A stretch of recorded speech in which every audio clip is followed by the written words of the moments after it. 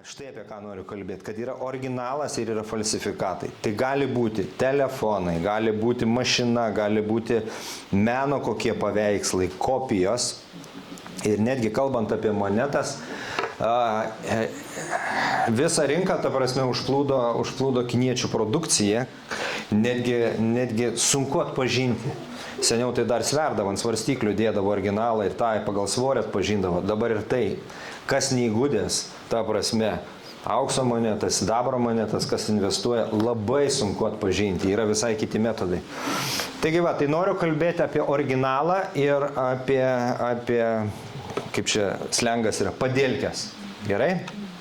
Todėl dabar noriu pasakyti, kad dabar bus testas, bet brangieji, jokio pasmerkimo. Tai, ką aš užduosiu, kokius klausimus, ir tai, kas iškils tavo viduje, noriu pasakyti, kad mes nelyginam savęs vieni su kitais. Čia nėra, kad surasti tavo ir mano klaidas. Tiesiog mes užduosiu klausimus, kad atpažinti, ta prasme, kur yra pas mus originalas, kur yra feikas. Dievo meilė jums daugiausia grindžiama jūsų darbais. Kuo geresni jūsų darbai, tuo labiau Dievas jūs myli. Toliau antras klausimas. Kai Dievas žvelgia į tave, jis mato tavo klaidas tol, kol tu nepaprašai atleidimo. Po to jis mato jūs švarius ir šventus. Trečias. Turime melsti ir prašyti Dievo, kad jis priverstų velnią pabėgti.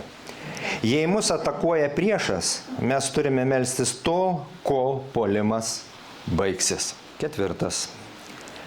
Dažnai Dievas mus moko pamokos, duodamas mums sunkumus, tokius kaip išbandymus ir ligas. Toliau. Tai, ką jūs darote, apibrėžia jūs kaip krikščionį. Kuo daugiau visko darote, tuo geresnis esate krikščionis. Ir paskutinis. Dievas myli tave tik tada, jei esi priėmęs Jėzų kaip savo viešpatį ir gelbėtoją. Dabar noriu pasakyti, jeigu nors į vieną teiginį atsakėjai taip, vadinasi yra padėlkė.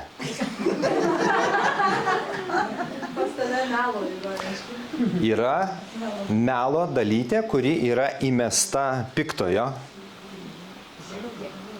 Žliūgė, varnalėša, nes ne varnalėša vaistažolė. Tai va. Ir šiandien aš noriu pasižiūrėti ir noriu pakalbėti apie pamatą. Apie pamatą. Tai, kas yra mūsų visų bendruomenės, mūsų tikinčiųjų, bet kurio tikinčiojo pamatas, pagrindinis kertinis akmuo, nors tas pamatas gali susidėti iš kelių akmenų, ta prasme, iš kelių blokų. Bet šiandien aš noriu, kad mes grįžtumėm ir pasižiūrėtumėm į tai iš tikrųjų, kas yra originalas ir kas yra kertinis akmuo. Tai yra pamatas ir noriu kalbėti apie Dievo meilę ir kas yra originalas. Matot, kada mes žiūrime į Dievo žodį ir užduodam šitą klausimą ir žiūrime apie meilę, čia neina kalba apie tavo meilę, kiek tu myli. Ir va šitos dalykus mes turėtumėm atskirti. Dievo meilė nėra pagrįsta tavo elgesiu, kaip tu elgiesi, ką tu darai, gali girdėti. Nu gerai, Dievas tave myli, viskas tvarkoj. Ir kartais galbūt mes girdime apie Dievo meilę ir teologinių kažkokių tai pasisakymų ir galbūt pamokslų. Tačiau viena iš žinučių, kurią skelbia tikintieji, kurie kalba apie Dievo meilę, įterpia darbus. Kitaip tariant, jeigu myli Dievą, tu eisi, darysi, duosi. Jei negalime eiti daryti arba duoti ką nors, tada pradedame tikėti, kad nepakankamai mylime Dievą ir, paklausykit, nepakankamai Dievas myli mane. Kitaip tariant, mano supratimas apie Dievą remiasi tuo supratimu apie save. Suprantat? Tačiau tai visiškai yra neteisingas kelias.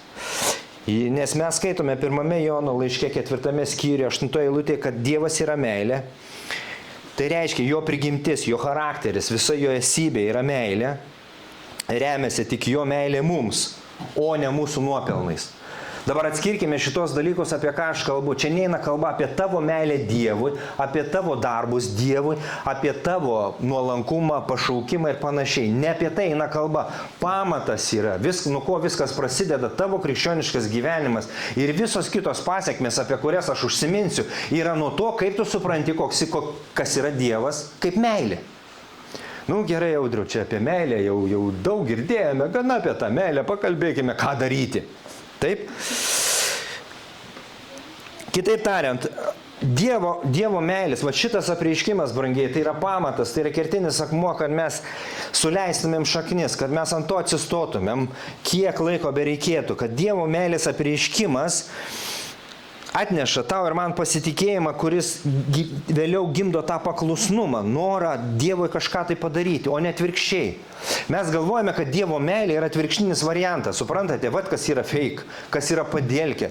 Kada mes galvojame, kad Dievo meilė priklauso nuo mano elgesio, kad Dievo meilė priklauso nuo to, kaip aš jam, kiek jam aukoju, kad Dievo palaiminimai priklauso nuo tiek, kiek aš savęs atsiduodu jam.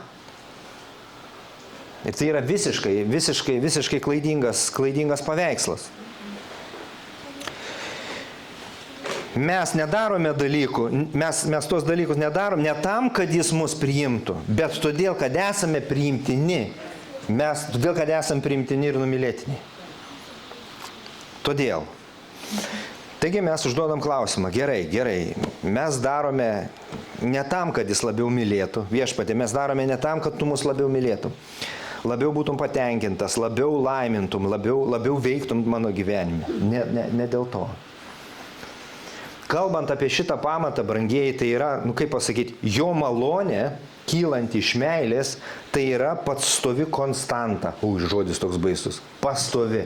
Reiškia pastovi tiesa, kuri nesikeičia nuo to, tu priimi Dievą ar nepriimi, tarnauji jam ar netarnauji, duodi ar neduodi. Supranti, šita konstanta nesikeičia. Tu gali ateiti į bažnyčią, gali neteiti. Dievo meilė nuo to nesikeis. Aišku, tai nepateisina, kad aš neatsakau į jo meilę. Tai būčiau visiškas akmuo, kad neatsakyčiau į jo meilę. Bet esmė, mes kalbam apie tai, kas yra Dievas ir koks yra Dievas, kad jo malonė kyla iš meilės yra pastovi. Dėl mūsų, ne dėl mūsų didesnio ar mažesnio darimo. Ir mes kartais iš tikrųjų patenkam ir galvojame, kad Dievas labiau palaimins, jeigu aš dalyvausiu, tarkim, šlovinimo komandai. Čia ne prie ko dabar mintis šovė. Arba jeigu aš aukosiu didesnę aukai dėžutę. Taip, jeigu tu sėjai, dvasiniai principai veikia, faktas gausi, kas sėja, dosniai pjaus. Yra principas? Yra. Bet jeigu mes kalbam apie tai, kas yra Dievas, kuris tave myli, jisai myli besąlygiškai. Jisai myli be ribų. Mes pažiūrėsime toliau, kas yra. O toliau reiškia, jeigu mes suprantam Dievo meilę ir Dievo malonę, mes suprantam, kad jisai numirė už mus ant kryžiaus, o jau toliau mūsų pasitikėjimas yra atsakas į jo meilę. Ne atvirkščiai. Supranti, mes ateiname į bažnyčią ne tam, kad gauti daugiau meilės, bet mes gauname daugiau meilės ir mes ateiname į bažnyčią. Matai skirtumą? Mes neaukojame Dievui daugiau, kad gauti iš jo daugiau meilės ir palankumo. Mes gaunam daugiau meilės ir palankumo, todėl mes norime daugiau jam aukoti. Tai yra visiškai skirtinga. Ir jeigu mes galvojam, kad tai priklauso nuo manęs, tai mes Dievą nuleidžiame iki mūsų lygio, iki mūsų žmogiško lygio, kad Dievas elgiasi taip kaip žmogus. Tačiau Dievas nėra taip kaip toks kaip žmogus. Mes giedojame giesmę, kad jis yra vienintelis ir nėra kito tokio. Nėra tokio žmogaus, kuris mylėtų tave va taip besąlygiškai. Ir mes žiūrėsime į eilutes, kurios sako, tada, kada mes buvome mirę savo nusikaltimais ir nuodėmėmis, jis tada mus pamilo. Pamilo arba rusiškai возлюбленные, įsimylėjo. Ir mes galim tada pabandyti. Gerai, jeigu yra toks variantas, tai vadinasi, palauk, tai kaip čia dabar, jeigu iki žmogiško lygio aš nuleidžiu Dievą, vadinasi, žmogus, kuris yra kalėjime, kurio aš niekada nepažinojau, kurio niekada aš jo nemačiau, aš jį pamilstu. Ką tai reiškia? Aš jo nemačiau. Jis keikūnas, jis vagis yra, jis plėšikas, jisai yra blogas žmogus, kaip aš galiu jį mylėti. Va, matote žmogaus meilės ribas. Tačiau Dievas sako, aš ne žmogus. Aš pamilau tave tada, kada tu manęs neieškoji. Kada mes braižėjom tame purvynė, tarp tų kiaulių, kaip tas jaunėlis sūnus sako, aš gyvensiu nepriklausomą gyvenimą. Vakaruškos laukia. Galiausiai pasiekmės koks, kad gyvenu su kiauliam. Velnės žino, kas mes esame, bet daug tikinčiųjų nesupranta, kuo mes tapome, brangieji. Mes tapome Dievo vaikais. Mes tapome jo kūriniais. Jo tikslas. Velnio tikslas yra maksimaliai nukreipti tavo ir mano dėmesį nuo to, kas mes esame Kristuje. Jo tikslas yra maksimaliai nukreipti dėmesį nuo Dievo meilės, kaip Dievas tave myli. Žinai kuo? Duodamas visokių darbų sąrašą.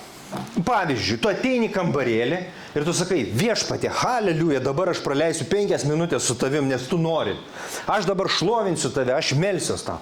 Ir tu pradedi melsis ir sakyti, ačiū Dieve tau šiandien dieną, ačiū tau už bažnyčią, ačiū haleliuja tau, ir pumti į galvą mintį. Ir reikėtų šaldytuvą išimti šaldytą vištieną, pumti galvą. O, palauk, prisiminiau, mašinai tepalai nekeisti, reikės paskui garažą nueiti, pumti galvą, dar kokia mintis. Ir prasideda darbų sąrašas.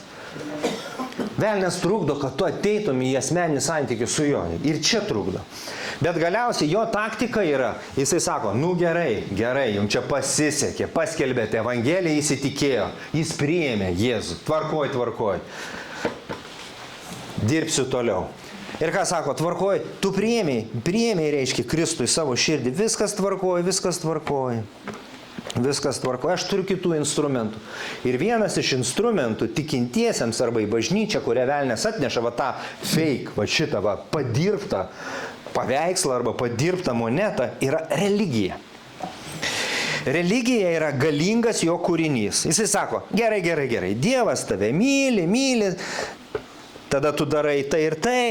Taip, Dievas gali išgydyti, bet vat kada padarysi vat šitą ir šitą, tada sulauksi išgydymo.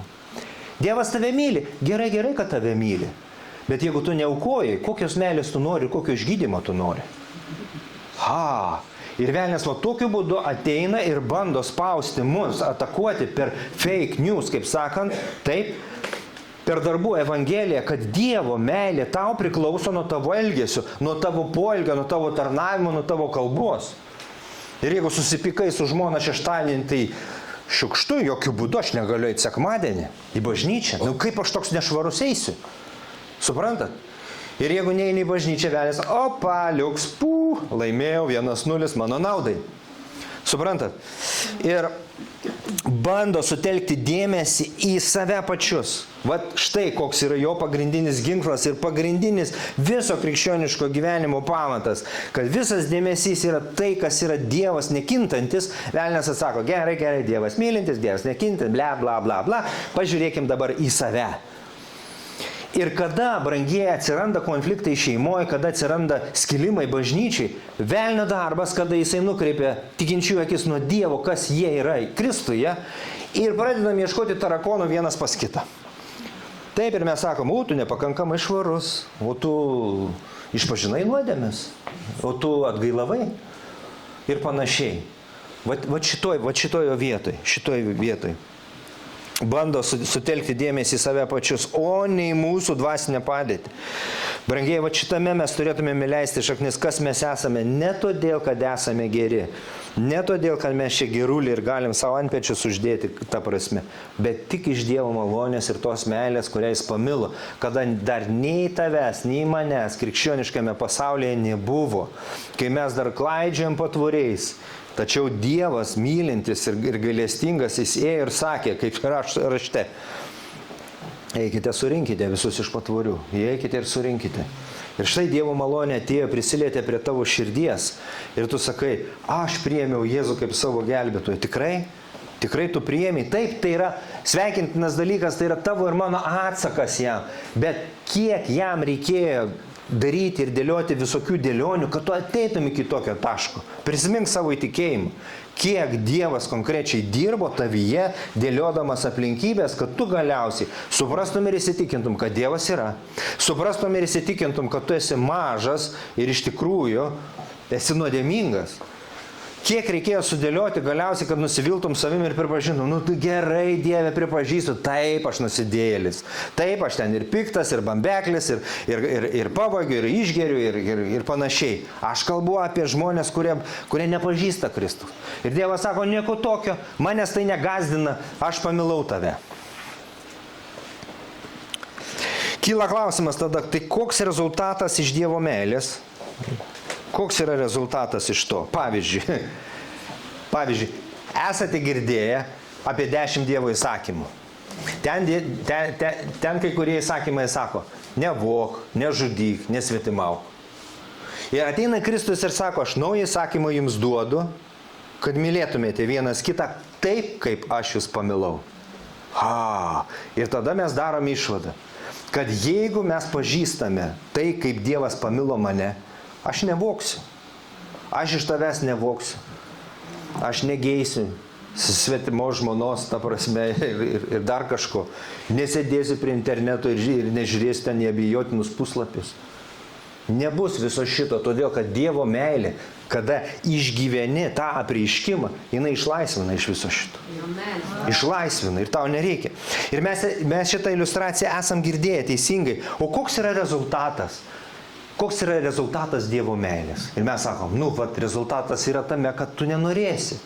Nei vogti, nei meluoti, nei pykti, nei susierzinti, nei pakišti, kaip sakant, pagalius į ratus, taip ir panašiai. Ir šiandien mes kalbėjom su vienu broliu prie kavos. Štai, buvo kažkoks renginys, taip, buvo renginys, klausiu, buvai? Buvau. Kaip tu jautėsi sprendimą, kaip darai? Sako, lindo senos nuoskaudos, kurios lygtai bandė mane sustabdyti, kad praeityje buvo, ten su ta grupelė, taip manęs nepriėmė ir panašiai. Sakau, ką darai? Nekreipiau dėmesio, nuvažiavau į tą renginį ir buvau palaimintas. Ir man zin, ką žmonės apie mane galvoja. Jeigu mane pakvietė, aš važiuoju. Galvoju, geras, pergalė. Jis nežiūri savo praeities, jis neleidžia velniui, kad sukeltų visus šitos dalykus. Taigi aš užduodu klausimą, bet jei myli, tai darysi. Taigi kokie yra rezultatai, mes eisim prie rašto vietų, kokie yra rezultatai iš to pagrindo, ką mes skelbėme ir kame mes norime įsitvirtinti. Mes sakom, besąlyginė Dievo meilė, arba besąlyginės Dievo meilės apreiškimas. Rezultatai yra tame, kad kada tu realiai pažįsti Dievo meilę savo širdim, kada tu supranti, kiek ir kaip tu esi mylimas ir mylima, santykiai keičiasi. Amen. Ir tai duoda rezultatus jūsų santykiams šeimoje, bažnyčiai. Keičia santykius. Ir tu gali stengtis, kiek nori pasimti tą fake monetą, fake evangeliją, darbų evangeliją, sakyti, aš privalau būti šventas, aš turiu nekreipti dėmesio į žmonių tarakonus ir nežiūrėti, neteisti ir panašiai. Tu stengis, kiek tu nori, nesuveiks šitas dalykas. Suprantat, kas yra įdomiausia, kad šitas padėlkė, kaip aš sakau, ne nuo originalų, padėlkė negali veikti taip, kaip originalas. Ar supranti? Nes pavyzdžiui, gerai, originalas kas yra? Sidabras. Jis turi vertę, taip jis turi kainą ir vertę. Bet atsiranda žmonės, kurie garažiukuose padaro kopiją, tarkim, nežinau, iš kokio tai pigaus metalo, ir už tą pigų metalą jie bando priduoti kaip gerą. Tai yra pigus metalas, tu už tą pigų metalą nieko nenusipirksi. Gerai, degtukų dėžutė, iš esmės. Tai ką aš noriu pasakyti, kad kada tu pažįsti originalą, išlaisvina tavo santykius su artimaisiais. Ar supranti, kad tik Dievo meilė gali pakeisti tavo santykius su tavo vaikais, anūkais, proanūkiais, nežinau, su savo uošviene.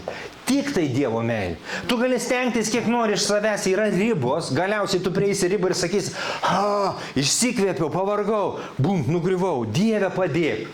Tada Dievas sako, pagaliau atėjo apreiškimas, kad tu gali priimti mano meilę. Suprantat? Šitos, kaip pasakyti, religinės sistemos, kurią bando įvesti, kad tu privalai daryti, kad tu privalai stengtis, kad tu privalai išlaikyti šeimą, bet visas privalai, turi ribas, bet neturi jėgos. O Dievo meilė turi jėgą, kuri duoda tau jėgą. Taigi, keičia santykius. Kokį dar rezultatą? Supratimą apie tai, kas tu esi. Audrius gali pamokslauti 1000 pamokslų, bet užtenka vienintelio apreiškimo ir Dievo dvasios prisilietimo, tau tampa viskas aišku, kas tu esi jame. Ir tu sakai, man nieko nebereikia, aš supratau, Dievas apreiškė, kad nebėra pasmerkimo tiems, kurie yra Jėzuje Kristuje, haleliuja, tai žinia man, aš priimu, aš tame ir gyvenu, aš tuo džiaugiuosi.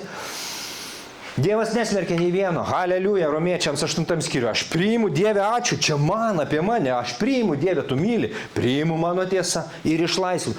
Ir taip pamažu mes tampame arba atsistojame ant to, kas mes esame. Supranti? Dievo tikslas, Dievo meilės tikslas. Kokie dar rezultatai? Atidengia motyvus. O dėl ko tu tai darai? Ir va čia, va, brangieji, pavyzdžiui, aš aukoju daugiau, nes tikiuosi, kad Dievas labiau mane palaimintų. Koks motyvas? Savanaudiškas motyvas. Arba savanaudiškas motyvas čia meilė? Čia meilė savo. Reiškia, myliu save labai, myliu save. Aš save labiau myliu. Dieve, aš labai save myliu. Koks jis fainas. Jį reikia. Palepinti reikia? Reikia. Esam kūniški. Taip, džiaugsmo reikia. Su vienas esi džiaugsmo hormonų. Reikia. Taip. Bet atidengia, tikroji meilė atidengia motyvus. Toliau, įgyvendina tikrą pašaukimą. Dievo meilės apreiškimas atidengia tau, kam tu esi skirta. Ir tada nekyla klausimų, ar man čia sunku, ar važiuoti į Afriką, ar nevažiuoti. Dieve, nors į mėnulį su tavim, nes tu myli mane. Besąlyginė meilė ir tavo meilė nesikeis. Man nesunku atiduoti savo gyvenimą, tu dėl manęs tiek daug padarei. Apreiškimas apie Dievo meilę išlaisvina dovanas, dvasinės dovanas.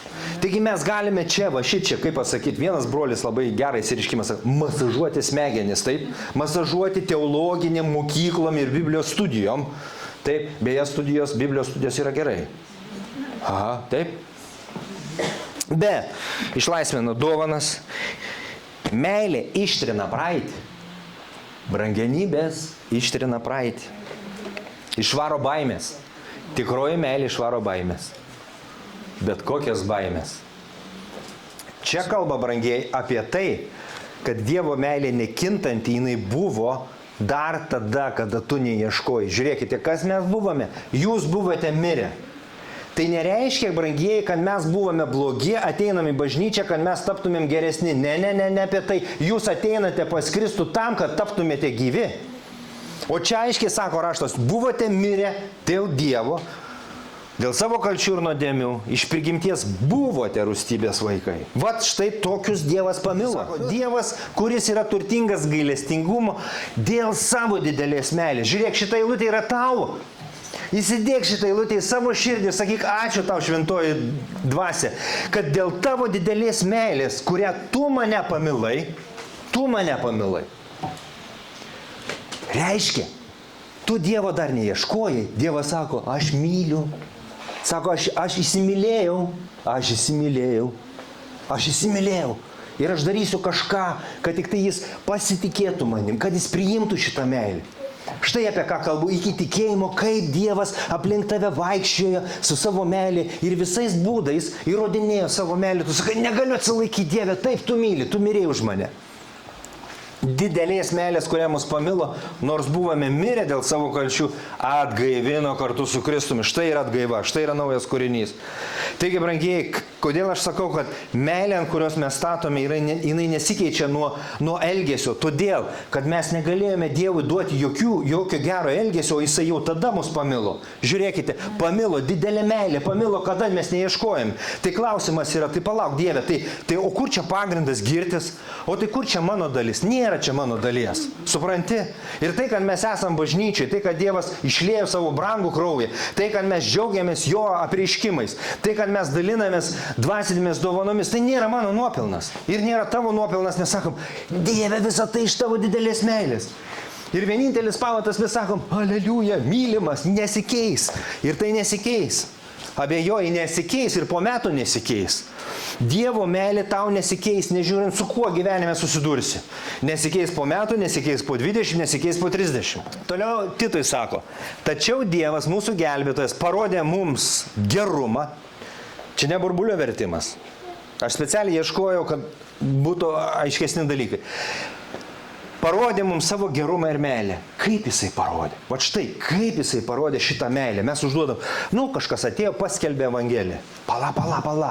Taip, žmogus atėjo, paskelbė Evangeliją. Kodėl? Todėl, kad Dievas myli tave ir jis parodė savo meilę per kaimyną, kuris yra krikščionis. Arba per autobusų stotį sutiktą kažkokį žmogų, kuris, štai, paliudė Evangeliją. Arba pirkdamas geras sodas, taip. Papasakoju, yra toks gelbėtojas Kristus, nori pažinti, ateik, gerai, ateisiu. Ir sako, jis išgelbėjo mus ne dėl teisumo darbais, va čia įdomi eilutė, brangieji, ką aš radau. Burbulio vertime sako, ne dėl teisumo darbų, kuriuos mes padarėme, taip, ir lyg tai skambėtų. Aš padariau daug teisumo darbų, tai dabar Dievas mane turėtų išgelbėti. Bet šitoje eilutėje originaliai, kitose vertimuose aš pasižiūrėjau, sako, jis išgelbėjo mus ne dėl teisumo darbų, kuriuos mes būtume padarę. Suprantat? Ne dėl teisumo darbų, kuriuos mes galėtume padaryti per gyvenimą. Taigi tu gali bandyti galvoti, kad jeigu aš padarysiu per gyvenimą daug teisumo darbų dėl Dievo, tai Dievas bus man palankesnis. Bet šitą eilutę sako, ne dėl teisumo darbų, kuriuos tu darai ir darysi. Dievui visiškai neįdomu šitie teisumo darbai. Tai yra fake news. Tai yra padėlkė. Jis išgelbėjo ne dėl to. Taigi, užduodam savo klausimą. Gerai, Dieve, tai dėl ko tu mane išgelbėjai? Ką aš tau galėjau pasiūlyti? Dievas sako, nieko. Tu galėjai tik atsiliepti į mano meilę ir pasakyti, taip, Jėzau, ateik į mano gyvenimą, būk mano viešpats ir mylėk mane. Šiandien lygiai tą patį. Tu nieko negali pasiūlyti Dievo, tik sakyti, Dieve, 100% tavo meilės ir tai, ką aš darau, atsakas yra 5-10%. 15. Gerai. 20, aš atsakau. Ar tai yra tavo nuopelnas, kad mes atsakom į Dievo meilę? Ne. Mes tik semėmės iš to šaltinio, kad Dievas myli mus besąlygiškai ir atiduodame visą tai.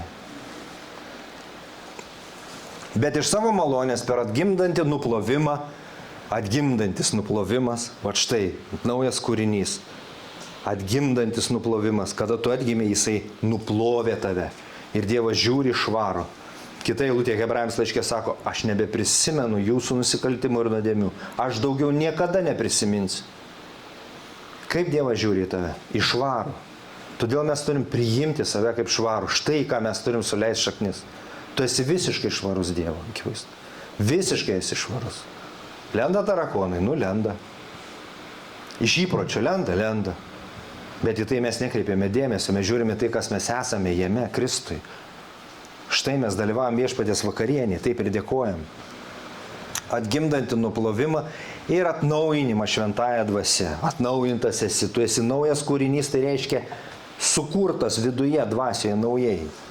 Tai nesenas yra atnaujintas, naujas sukurta, kurią jis gausiai išliejo ant mūsų per mūsų gelbėtoją Jėzų Kristų. Taigi, kadangi jisai pamilo, gerumas ir meilė, dėl to jis atėjo į tavo gyvenimą. Mes sakom, ačiū tau Dieve, šiandien mes džiaugiamės už tavo nuostabų išgelbėjimą. Tiesa, mes dėkojam ir mes užduodam klausimą, Dieve, kodėl? O Dievo atsakymas bet kokiose situacijose, todėl kad aš tave myliu. Ir mes užduodam klausimą, Dieve, kodėl tu mane myli? Ir vis tiek mūsų smegenys neranda atsakymo, kodėl, todėl kad Dievas yra meilė. Dievas sako, todėl kad aš toks esu. Ieškai atsakymų savo logiką, nerasi. Ir nesuprasi mano meilės iki galo. Tau reikia ją tik priimti. Mes žiūrėsim į vieną eilutę, sako, viršydami mano supratimą. Priimkite, supraskite, kokia yra Dievo meilė, viršydami. Prieisim. Einam toliau. Va čia tai vakar man buvo bomba. Iki šios, prisipažinsiu atvirai, nesvarbu ką pamokslau, bet iki šio šeštadienio aš galvojau ir aš buvau įsitikinęs, kad Dievas Jėzų myli labiau negu mane. Kodėl? Tai palauk, taigi aš ne Jėzus. Ašgi ne Jėzus. Kodėl aš turėčiau būti, kad Dievas, tėvas lygiai myli taip kaip Jėzų? Ir girdėjau tokių teiginių, bet man šitie teiginiai galvoju, raudona lemputė. Sakau, Dieve, man reikia pagrindą tavo žodėje. Iš kur čia tokie teiginiai? Labai gražiai skamba, ne? Dievas myli tave kaip Jėzų. Ir va man čia nesusivedė.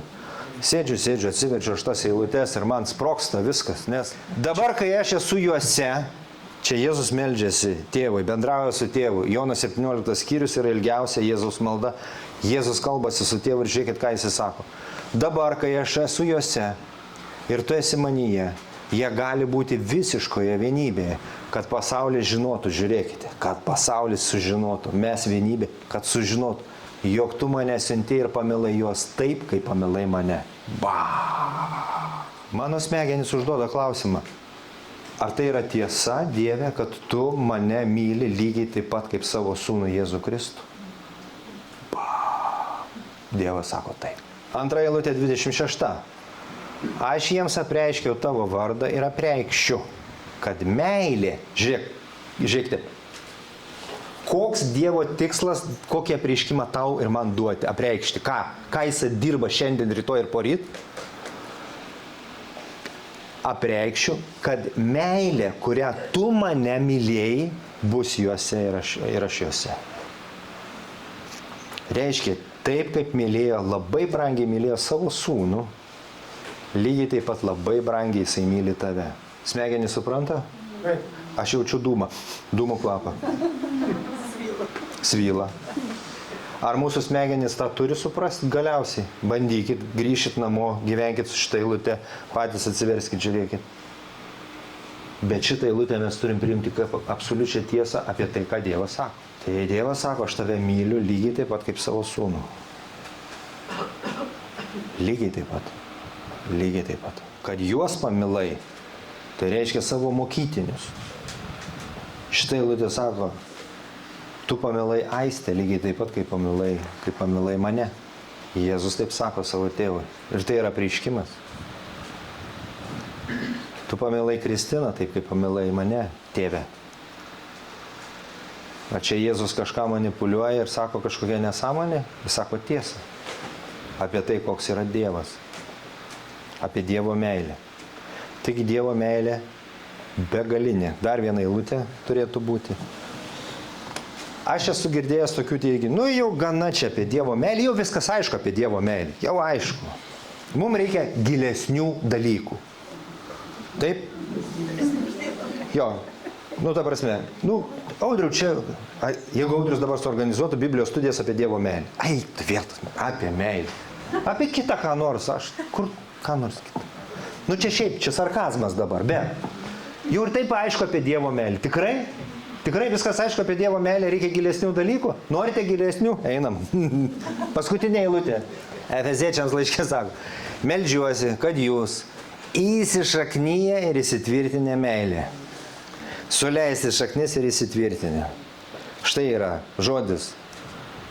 Pašaukimas, jeigu norim, visai mūsų bažnyčiai. Čia yra mūsų vizija, brangieji. Įsišaknyti, va šitame, ką Jėzus sako. Dvasia per apaštalą Paulą. Įsišaknyti ir įsitvirtinti meilę. Ar žinai, kada tu įsitvirtinsi besąlyginiai meiliai?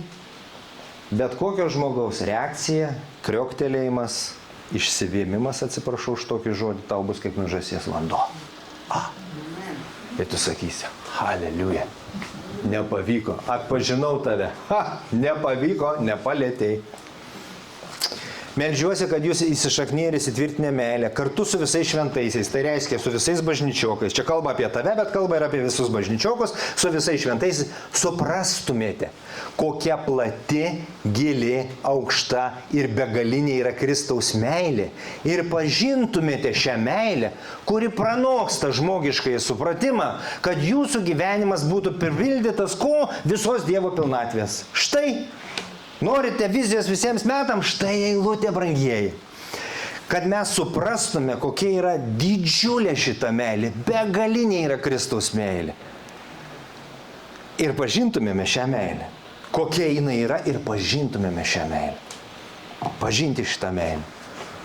Nors iš kitos pusės sako, kažkaip tai pažinti, kuri pranoksta žmogiškai supratimą, tai apie ką sako? Dievo meilė yra žymiai didesnė už tavo smegenų vingius ir už supratimą.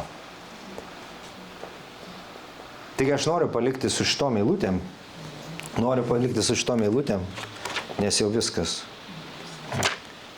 Palikti su šitom eilutėm visą šią savaitę, šiandien dieną ir apie tai mąstyti. Dieve, kokia tavo yra meilė. Štai.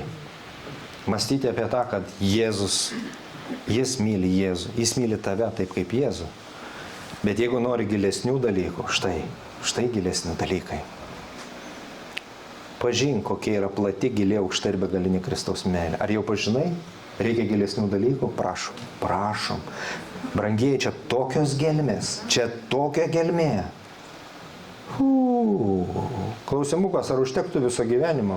Bet koks yra menkas va šita padėlkė padaryta kopija, kada ateina ir sako, mokina, belė kokią doktriną. Gerai, Dievas tave myli, bet tu, viskas priklauso nuo tavęs, ant tavęs status, ant tavo meilės ribų, ant tavo pasišventimo ribų, ant tavo atsidavimų, tu čia yra tu esi visatos centras. Mes sakom, palauk, šio atpažinau, stop. Viskas yra ant jo begalinės meilės.